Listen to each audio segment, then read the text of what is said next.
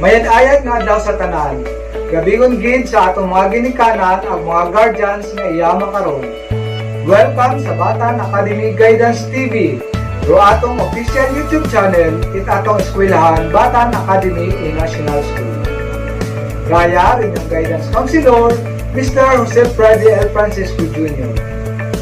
Welcome kamutanan sa atong Parents Orientation on Modular Distance Learning. Hayraro atong agenda para sa rundayang orientation makaron na anungod sa Modular Distance Learning. Agenda number 1, ano ro ginatawag nga Modular Distance Learning? Number 2, ano ro kahugan it 5 P's? Number 3, ano-ano ro dapat tandaan sa paggamit module sa learning activity sheets? At number 4, mga pahanumdum sa pagbuo at pag-uli it modules.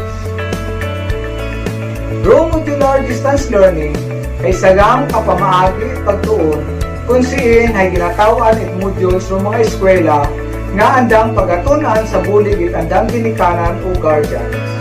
Daya ay ginaobra kung ginabawal para face-to-face classes.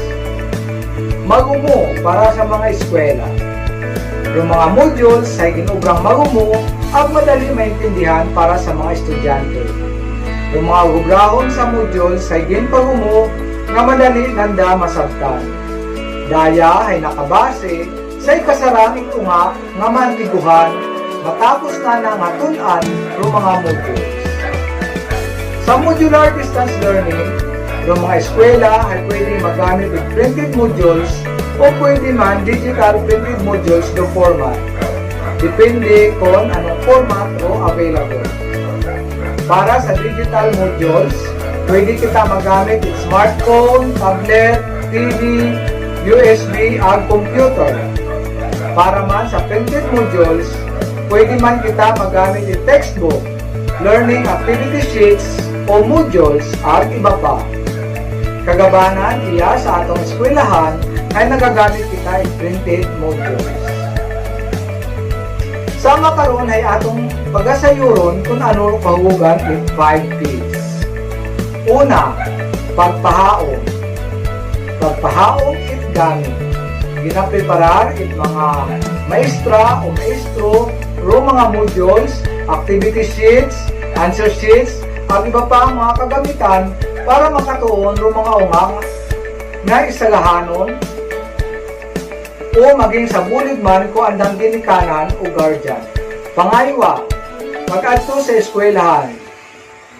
Mag-adto sa atong eskwelahan sunod sa adlaw ag oras nga gintagana para sa ginikanan.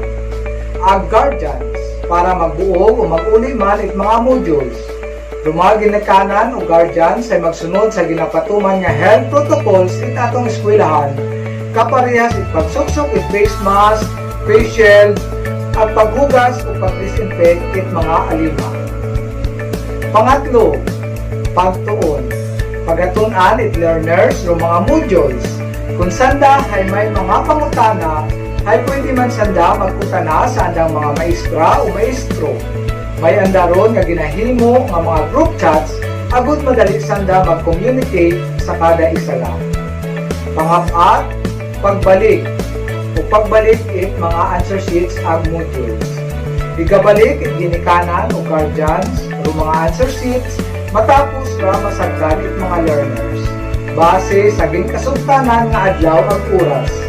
Kadungan kara hayro pagbuo man it mga modules para sa madason nga Domingo or next week.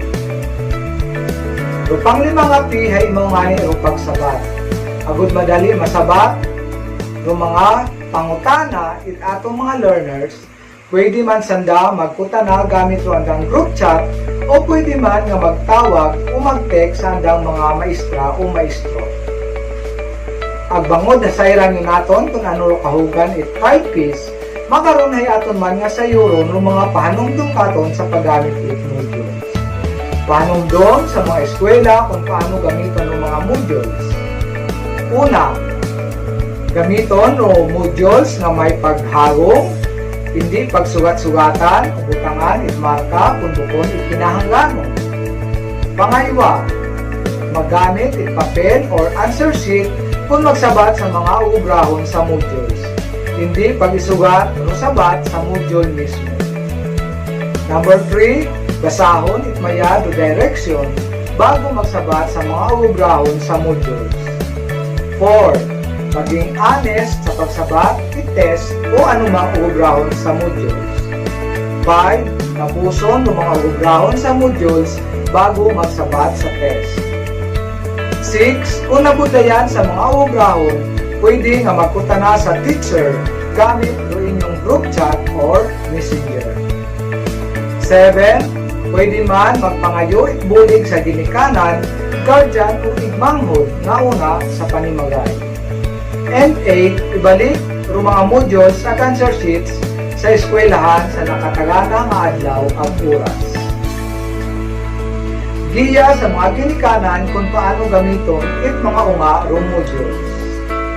A. Pagtugunan it mga eskwela. May aton nga ginobra nga schedule para sa oras it pagtuon sa kada subject.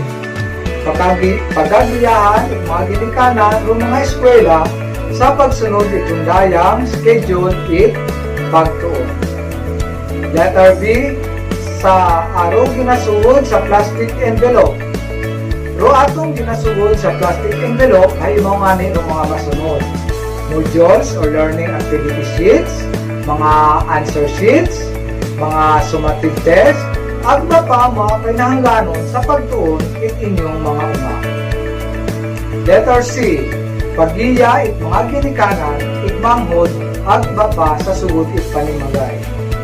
Tanawon gid it mayad kung haobra o hasagkan o mga unga o mga activities sa modules. Siguraduhon na ginahawungan ng mga modules na hindi masamad ay ginagamit panandara sa pag-review kung may andang summative test. Ro andang answer sheets, gang anay ro ginapasa o ginabalik sa eskwelahan. Ro mga modules ay dapat hawungan, ipunon kada subject, ag hugaton ro announcement ni teacher advisor kung hinuno ginabalik ro module sa eskwelahan. Hayraman ro atong pahanumdum sa mga ginikanan kung magbuo ang mag-ulit modules ag answer sheets sa eskwelahan. 1. Magdaga it sariling ballpen. 2. Mag-adto sa eskwelahan ag magsunod sa tamang oras ag adlaw schedule para sa pagbuo ag pag-uli it modules. 3. Mag-fill out sa atong contact tracing form ag isugat o tamang detalye. 4. Magsuksok it face mask ag face shield. Mag-spray it alcohol ag mag-observar it social distancing. 5. Magsugat it pangalan ag magpirma sa atong attendance sheet kung magbuo ag mag-uli it mga modules ag answer sheets. Number 6. Ibutang ng mga answer sheets sa tamang buhutangan it kada subject. Number 7.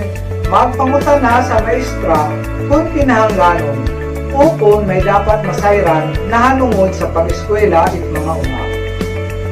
Permigid naton nga isipon nga edukasyon ay kinahanglan gid it atong mga uma para sa andang manaming nga future. Pero hindi gid naton pagkalipatan na hawungan o atong kaugalingon para sa atong ikamayad itiyawas, kaibahan o atong bilog na pamilya. Aton gid nga sundon o mga health protocols nga ginapatuman ag maghuwag ang kita itbagay kung kinahanglan o importante. Maghagong gid kamo permi mga pinalangga namon nga mga ginikanan. Sa uman mayad nga adlaw kinyo tanan. Stay safe everyone. Your safety is our utmost priority. God bless us all. Sulong Edukalidad.